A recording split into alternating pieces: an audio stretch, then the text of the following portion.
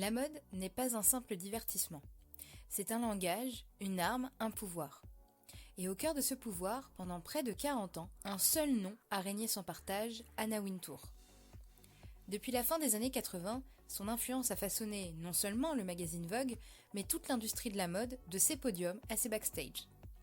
Elle a décidé des silhouettes, des visages, des tendances, jusqu'à la manière dont la beauté devait se raconter.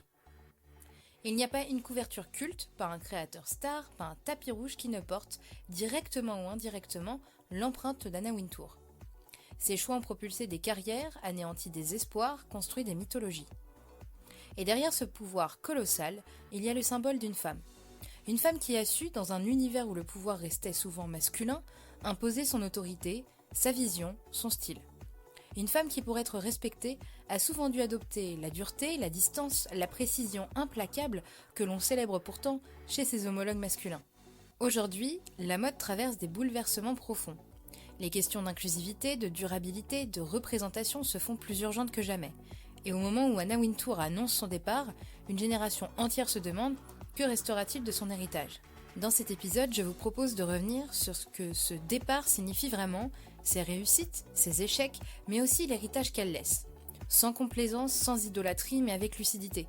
Car derrière le mythe Wintour se cache un vrai miroir de notre époque. Et peut-être que ce miroir nous raconte surtout une chose, la mode, c'est une question de pouvoir. Alors quand la reine quitte la scène, qui osera prendre sa place ? C'est le sujet du jour. Je suis Eva, bienvenue dans Comme un gant, le podcast qui explore les dessous de la mode, de l'art, de la publicité et de la représentation de la femme. En 1988, la mode américaine a besoin d'air. Le Vogue US ronronne, figé dans une élégance distante. Anna Wintour, à 39 ans, débarque de Londres avec l'énergie d'une tornade et va tout casser. Son premier acte, c'est un coup d'éclat. Michaela Bercu en jean sur la couverture de Vogue. Un choix jugé inconcevable à l'époque où l'on attendait de la haute couture pure et dure. Mais pour Anna, cette photo symbolise une vision. La mode doit coller à la vraie vie, à la rue, à la jeunesse. Cette couverture a fait hurler certains annonceurs, a déstabilisé la rédaction, mais Anna a tenu bon. Son autorité s'est imposée dès les premiers jours. En parallèle, elle a structuré l'équipe comme une armée, tranchant vite, décidant tout. Réunion éclair, validation sans appel, ambiance glaciale, tout devait aller vite, tout devait être sous contrôle. C'est ce mélange qui l'a rendue unique, un flair hors pair pour détecter les talents, tout en leur imposant sa vision sans compromis. Et puis, il faut le dire, c'était une femme à la tête d'un des titres les plus puissants de la presse. À une époque où la direction de la mode restait majoritairement masculine, Anna est devenue un modèle, même si ce modèle était redouté. On l'admirait, on la craignait, parfois les deux. Cette dualité est fascinante, incarner le progrès tout en s'appuyant sur des codes hiérarchiques très traditionnels. Alors pour ma part, je trouve que cette première couverture en jean raconte tout d'Anna Wintour. L'envie de bousculer, la stratégie froide et une détermination de fer. Pour la mode américaine, son arrivée a été un véritable tremblement de terre. Et ce séisme allait durer des décennies. Mais aucun règne n'échappe aux tempêtes. Celui d'Anna Wintour a été régulièrement secoué. Pendant des années, on lui a reproché un manque de diversité dans les pages de Vogue, une vision de la beauté figée, élitiste, inaccessible. Après la vague MeToo, et surtout après 2020 et Black Lives Matter, la contestation est devenue brûlante. Anna Wintour a dû présenter des excuses publiques, reconnaître des erreurs et promettre de transformer sa rédaction. D'autres critiques ont ciblé son management. Des témoignages décrivent une atmosphère de peur, des assistantes en pleurs, une tyrannie silencieuse où personne n'osait contredire la patronne. Et pourtant, elle a survécu. Comme l'a très bien résumé Vanessa Friedman dans le New York Times, elle a survécu aux appels à sa démission grâce à sa capacité d'adaptation. Elle a bougé, ouvert ses colonnes à plus de voix, mis en avant d'autres types de beauté, encouragé de nouvelles sensibilités, mais beaucoup ont jugé que c'était trop tard, trop superficiel. Cela pose une question. Est-ce qu'elle a changé par conviction ou par pur instinct de survie ? Personnellement, je pense qu'Anna Wintour est avant tout une stratège. Elle sent les vents tourner, elle s'y adapte sans jamais perdre son autorité. Ce qui est fascinant, c'est que même en étant une femme à la tête d'un empire, elle n'a pas vraiment défendu un modèle plus inclusif de la féminité. Elle a montré qu'une femme pouvait être crainte, puissante, intransigeante à l'égal de n'importe quel dirigeant masculin. Mais elle a rarement défendu la pluralité des femmes, la diversité de leur corps, de leurs histoires. Son autorité finalement a peut-être écrasé d'autres formes d'expression. Et c'est là toute la contradiction d'Anna, pionnière et pourtant verrouillant un système qui ne laissait pas de place à tous. Quand on regarde l'héritage d'Anna Wintour, on mesure à quel point elle a façonné la mode, de ses pages à ses icônes, jusqu'à la perception même de ce qu'est la mode. Elle a régné d'une main de fer et elle l'a assumé. Et c'est là que la réflexion devient complexe. Pourquoi devrait-on reprocher à une femme d'être dure quand on l'accepte chez un homme ? Anna Wintour a conquis le pouvoir dans un monde où les patrons autoritaires, exigeants, étaient la norme, et presque célébrés.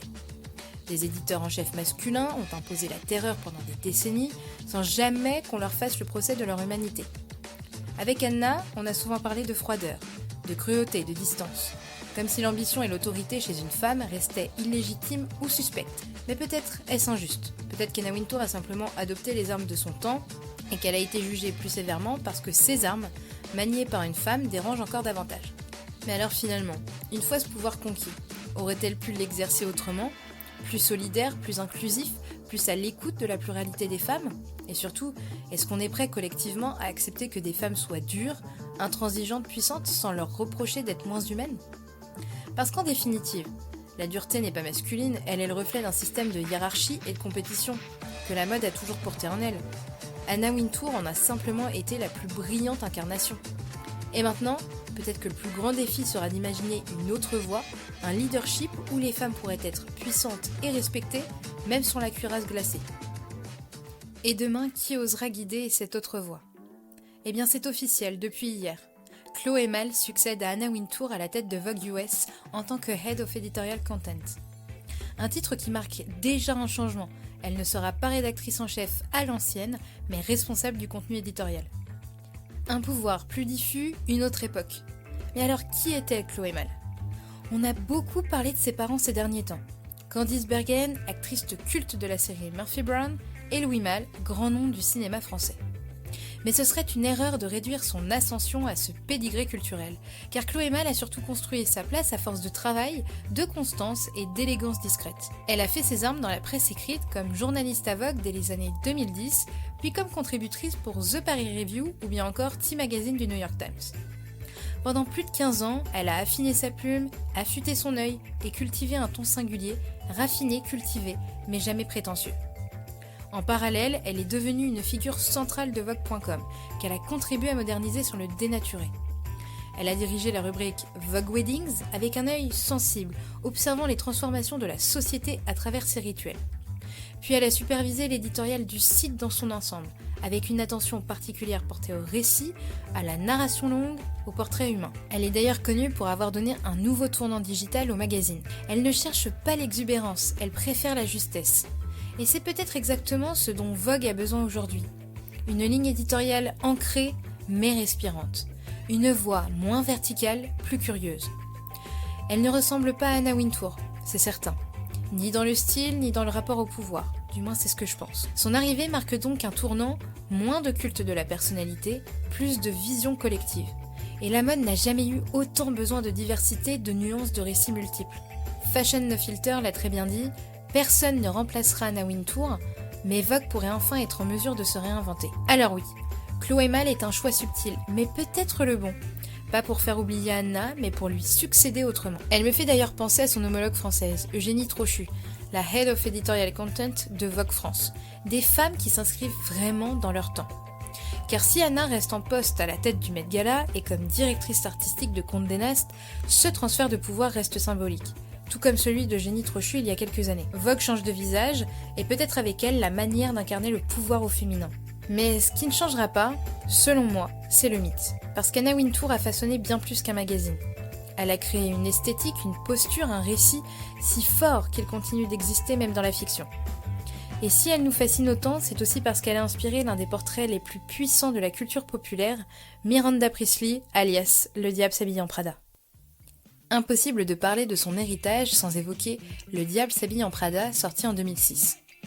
Le film est tiré du roman éponyme écrit par Lauren Vesberger, une ancienne assistante d'Anna Wintour qui a travaillé à ses côtés pendant 11 mois. Derrière Miranda Priestly, incarnée magistralement par Meryl Streep, c'est bien Anna que l'on devine. Son autorité, sa froideur, son silence qui glace, ses exigences démesurées, et pourtant, la frontière entre caricature et vérité est fine.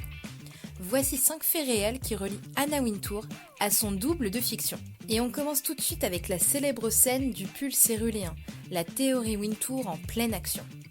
La scène culte du pull bleu est bien plus qu'un moment de cinéma. Elle résume parfaitement la vision d'Anna Wintour sur la mode comme système invisible de pouvoir. Elle-même a toujours expliqué que ce que nous pensons choisir librement nous a en réalité été imposé par des tendances nées sur les podiums, 2 ou 3 ans plus tôt. Cette scène, c'est sa pensée stratégique incarnée à l'écran. La scène culte, ou plutôt l'hommage culte, le silence qui écrase plus que les mots. Comme Miranda Priestly, Anna Wintour est réputée pour ne jamais hausser le ton. Ses collaborateurs racontent que le pire, ce n'est pas quand elle parle, c'est quand elle ne dit rien. Un silence, un regard, un froncement de sourcils, et tout le monde comprend. En numéro 3, l'obsession du détail jusqu'à l'extrême. Dans le film, Miranda s'indigne devant 2 ceintures identiques. Dans la vraie vie, Anna Wintour est connue pour faire déplacer un collier d'1 centimètre ou retoucher une robe sur une couverture parfaitement bonne, sauf pour elle. Une culture du détail qui frôle l'obsession, mais qui explique aussi son niveau d'exigence. En numéro 4, la patronne redoutée et jamais démentie. Le roman a provoqué une onde de choc. Pourtant, Anna Wintour ne l'a jamais commenté publiquement. Elle s'est contentée de se montrer à l'avant-première du film en robe Prada. Une manière de dire « je suis au-dessus de tout ça » avec un humour glacial qui lui est propre.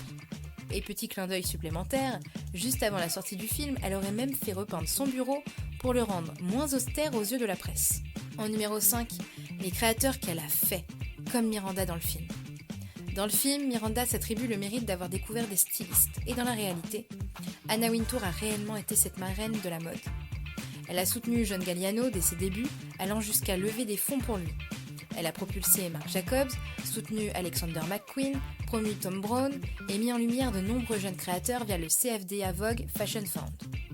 Un modèle, une couverture, un coup de fil à LVMH et une carrière pouvaient basculer. Elle n'était pas seulement une figure de pouvoir, elle était un système à elle seule. Alors oui, Miranda Priestly est une fiction. Mais c'est une fiction tellement bien construite qu'elle en dit plus sur la réalité que bien des portraits officiels. Et Anna Wintour, elle, a toujours su que ce miroir, même déformant, servait son visage plus qu'il ne la desservait. À présent, revenons au Met Gala, son royaume. Eh oui, comme on le voit si bien dans le film, à l'origine ce n'était qu'un dîner caritatif mondain pour financer le Costume Institute, fréquenté par une élite new-yorkaise et quelques créateurs. Avec Anna Wintour, ce gala s'est transformé en une machine culturelle planétaire. Un spectacle hors norme, à la mise en scène millimétrée, qui rivalise désormais avec les Oscars en notoriété. Anna a tout supervisé. La liste des invités, le thème, l'arrivée des stars, l'atmosphère, la presse. Chaque année, le Met Gala se réinvente, mais selon un scénario qu'elle orchestre. L'article du Huffington Post le rappelle très bien, même si Anna annonce son départ officiel de la rédaction de Vogue, elle conserve la présidence du Met Gala et la direction artistique de Condé Nast. Ce qui veut dire que malgré cette passation, elle reste la garante de l'événement et la gardienne de son récit. Et c'est un point essentiel. Le Met Gala est devenu le prolongement le plus parfait de sa vision de la mode. Une vision où la dramaturgie, le storytelling et l'exclusivité forment un trio indissociable.